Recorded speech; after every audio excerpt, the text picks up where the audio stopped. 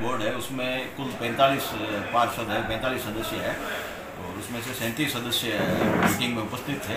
उनकी उपस्थिति में बजट पारित किया गया, जिसमें मुख्य रूप से 20 किलोमीटर की सड़क तो माननीय मुख्यमंत्री की बजट घोषणा के अनुसार स्वीकृत की गई और 4 करोड़ की अलग से पालिका फंड से सड़क का प्रावधान रखा गया है, 1 करोड़ की सीसी रोड का प्रावधान रखा गया है। इसी प्रकार नोखा कस्बे में जैसे लगभग 95% गलियों में सिविल लाइन का काम पूर्ण हो चुका है, फिर भी जो बची हुई गलियां हैं उसके लिए 1 करोड़ रुपये सिविल लाइन पर व्यय करने का प्रावधान रखा गया है। एक सबसे बड़ी भूतपूर्व सैनिकों के लिए सैनिक विश्रामालय का प्रावधान इस बजट में रखा गया है, जो नगरपालिका की न्यूनतम भूमि पर एक सैनिक विश्राम गृह बना करके भूतपूर्व सैनिकों के लिए बनाया जाएगा। और जैसे कि मैंने पिछले बजट में रखा था इंग्लिश मीडियम स्कूल का प्रावधान, कोरोना काल की वजह से उसमें इम्प्लीमेशन नहीं हो सका, तो इस बजट में भी इंग्लिश मीडियम स्कूल का प्रावधान रखा गया है, जिस पर भवन निर्माण के लिए 1 करोड़ रुपये का प्रावधान रखा गया है और 1 करोड़ रुपये स्कूल संचालन के लिए प्रावधान रखा गया है।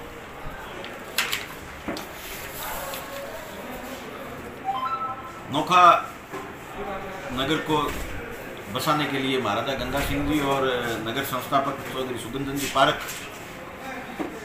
की प्रतिमा के लिए 30 लाख रुपए का प्रावधान रखा गया है। प्रयास किया जाएगा कि माननीय संभागीय आयुक्त महोदय से इसकी अनुमति लेकर के ये प्रतिमाएं दोनों स्थापित की जाए।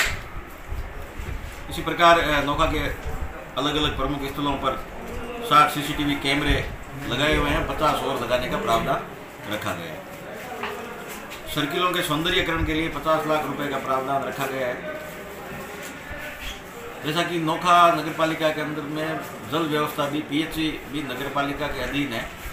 उसको मद्देनजर पानी की व्यवस्था को सुचारू रखने के लिए 6 नए ट्यूबवेल और 4 नए GLR का प्रावधान रखा गया है, जिन पर 2 करोड़ रुपए की लागत का लगभग अंदेशा है। वर्तमान में नोखा नगरपालिका द्वारा 4 RO प्लांट संचालित है। अभी कोरोना काल की वजह से वो बंद है, लेकिन उस पर नए जब भी सरकार की गाइडलाइन आएगी उनको चालू कर दिया जाएगा और 4 नए RO प्लांट और लगाने का प्रावधान रखा गया है। स्वच्छ भारत मिशन के अंतर्गत घर घर कचरा संग्रहण के लिए 10 नए ऑटो टिपर खरीदने का प्रावधान रखा गया है और एक सुगम तरीके से कचरा उठाने के लिए एक डंपर विद कंपैक्टर, जो कचरा पात्र से कचरा अपने अंदर डाल के उसको वहीं कॉम्पैक्ट कर देगा, उसका खरीदने का भी प्रावधान रखा गया है। ये करीब 90 लाख रुपए की राशि का अनुमान है इस पर खर्च होने का। इसके अतिरिक्त भीड़ भाड़ वाले स्थलों प्राइवेट बस स्टैंड जैसे लखारा चौक है, नवली गेट है, जो जहाँ पे प्राइवेट बसें लगती है सुजानगढ़ रोड पे, तो महिलाओं के लिए यूरिनल क्रय करने का प्रावधान रखा गया है 10 लाख रुपए की लागत से। जेठाराम डूडी स्टेडियम, जो कि नोखा का एकमात्र स्टेडियम है, पहले भी उसमें नगरपालिका द्वारा काम करवाए हुए हैं और इस बजट में भी 2 करोड़ रुपए स्टेडियम पर खर्च करने का प्रावधान रखा गया है।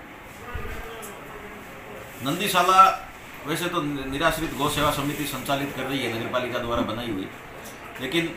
कोई विशेष परिस्थितियों में पशु चारे के लिए भी 25 लाख रुपए का चारे पानी के लिए प्रावधान रखा गया है। इन सब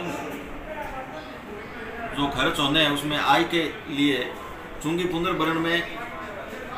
7 करोड़ 26 लाख रुपए, पंचम राज्य वित्त आयोग से करीब 9 करोड़ रुपए, 15वें वित्त आयोग से 7 करोड़ रुपए,